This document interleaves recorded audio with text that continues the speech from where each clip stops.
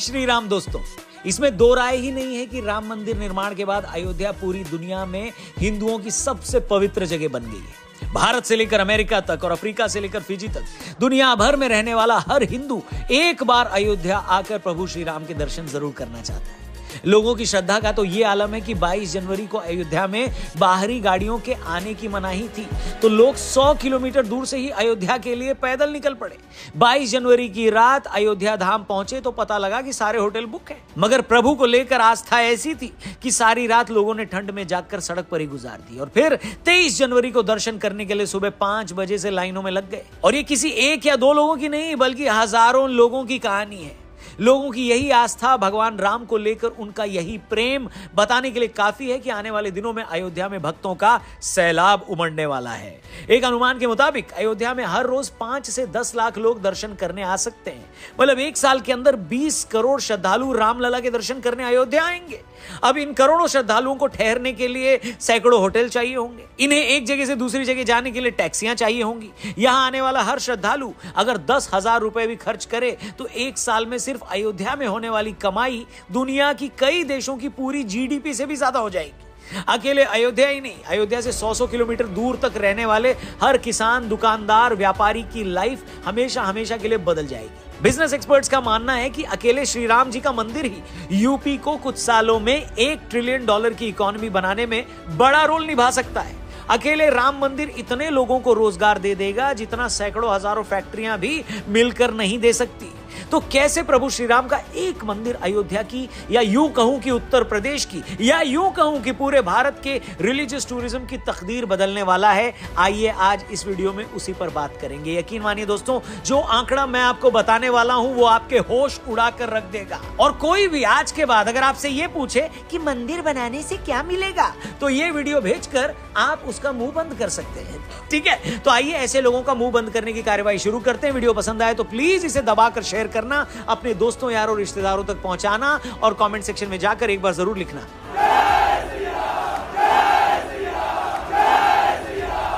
नमस्कार दोस्तों, जय हिंद, मैं हूं रौनक।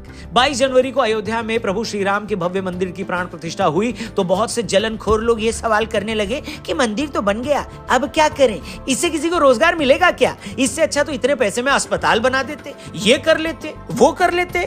खोपड़ी तोड़ साले का।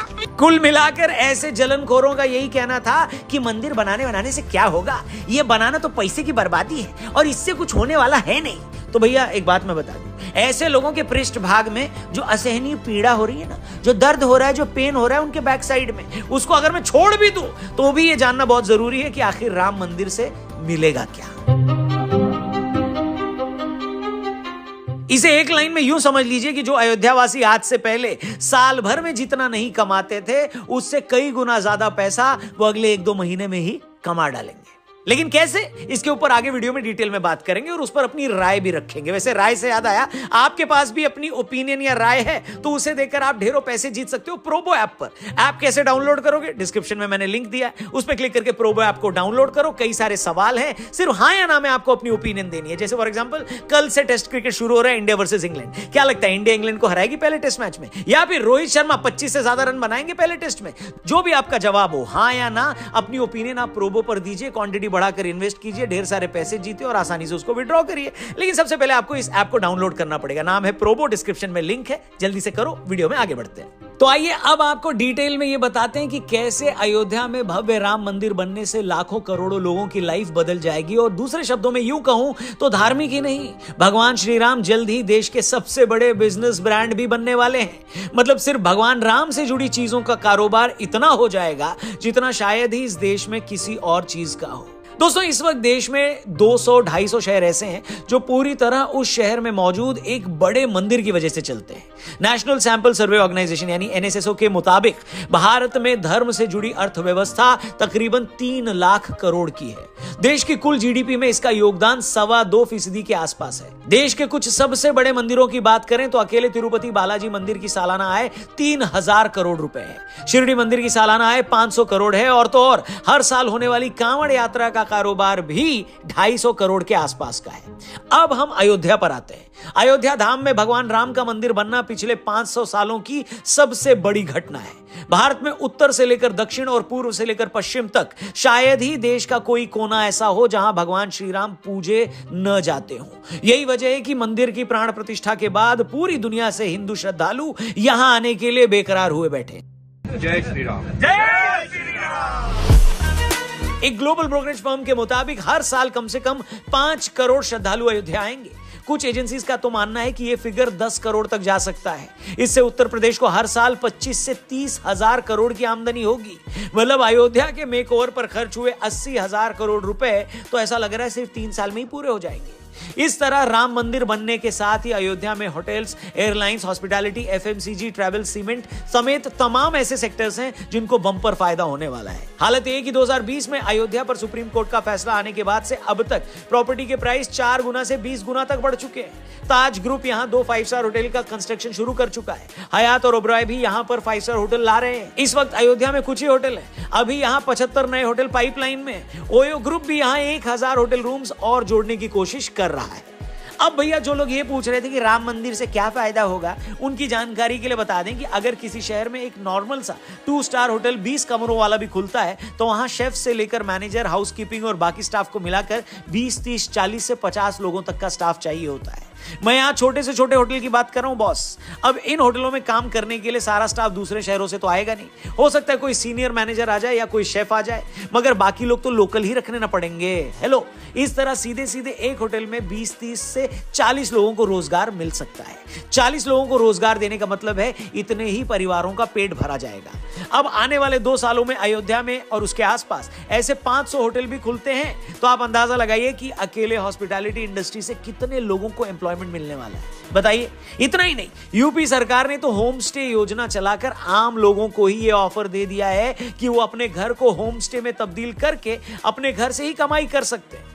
अब तक 600 घरों को सरकार की इस होम स्टे योजना से जोड़ा जा चुका है। अयोध्या के अधिकारी तो खुशी खुशी ये बता रहे हैं कि इस होम स्टे योजना के बाद जो लोग अयोध्या में अपना घर छोड़कर कहीं और चले गए थे कमाने खाने, वो अपने घरों में होम स्टे चलाने दोबारा अयोध्या आ गए हैं। मतलब क्या कमाल कमाल के चेंजेस हो रहे हैं, आप उसका अंदाजा भी नहीं लगा सकते। अभी तो मैं सिर्फ होटल इंडस्ट्री की बात कर रहा हूं। सभी जानते हैं कि किसी शहर में अगर कोई टूरिस्ट जाता है तो होटल धर्मशाला में ही रुकता है। वो बाहर रेस्टोरेंट और ढाबे में खाना खाने जाता है तो भैया ढाबे वालों का भी कारोबार बढ़ेगा। वही टूरिस्ट अगर शहर में एक जगह से दूसरी जगह जाने के लिए टैक्सी लेगा तो ट्रांसपोर्ट वालों की भी चांदी होगी। यही टूरिस्ट मंदिर में चढ़ाने के लिए फूल लेगा, प्रसाद लेगा, सुवेनियर शॉप से सुवेनियर लेगा, वो सरयू के घाट पर जब जाकर दिए जलाएगा तो दिए भी लेगा। मतलब मैं एक मंदिर से पैदा होने वाले सारे कारोबार अगर यहां गिनाने लगूं तो शायद पूरा एपिसोड इसी में निकल जाए। और ऐसा नहीं है कि राम मंदिर का फायदा सिर्फ अयोध्या तक ही रहने वाला है। अयोध्या के आसपास गोंडा से बाराबंकी, अमेठी, अंबेडकर नगर, सुल्तानपुर सबको इसका बेनिफिट मिलेगा। सच तो यह है कि लाखों श्रद्धालुओं के आने के बाद अकेले अयोध्या हर चीज की डिमांड पूरी नहीं कर पाएगा। इतने लोगों के आने से फल, सब्जियों और दूध की जो डिमांड बढ़ेगी उसका सीधा फायदा किसानों को होगा। फैक्ट तो यह है भैया कि अयोध्या में जो डिमांड पैदा होने वाली है उसे प्रयागराज, गोरखपुर और वाराणसी जैसे पड़ोसी जिलों को मिलकर पूरा करना पड़ेगा। अच्छा, यहां मैं एक बात और जोड़ दूं कि जो भाई लोग मंदिर को हिंदू और मुस्लिम से जोड़कर यह साबित करने पर तुले हैं कि इससे तो एक वर्ग खुश नहीं है। अरे भैया, जब मंदिर से हर गली कूचे को फायदा होगा तो क्या वो फायदा किसी एक खास धर्म के आदमी को ही होगा क्या? जो मुस्लिम भाई अयोध्या में रेस्टोरेंट या होटल खोलकर बैठे हैं, क्या मंदिर की कृपा उन पर नहीं बरसेगी क्या? और क्या उनके यहां लोग खाना खाने नहीं जाएंगे? हेलो, अगर वो इन इलाकों में गाड़ी चलाएंगे तो क्या टूरिस्ट उनकी गाड़ी में आकर नहीं बैठेगा? बिल्कुल बैठेगा। उस एरिया में अगर उनकी जमीन है तो क्या उनकी जमीनों के दाम 10 गुना नहीं बढ़े हैं क्या?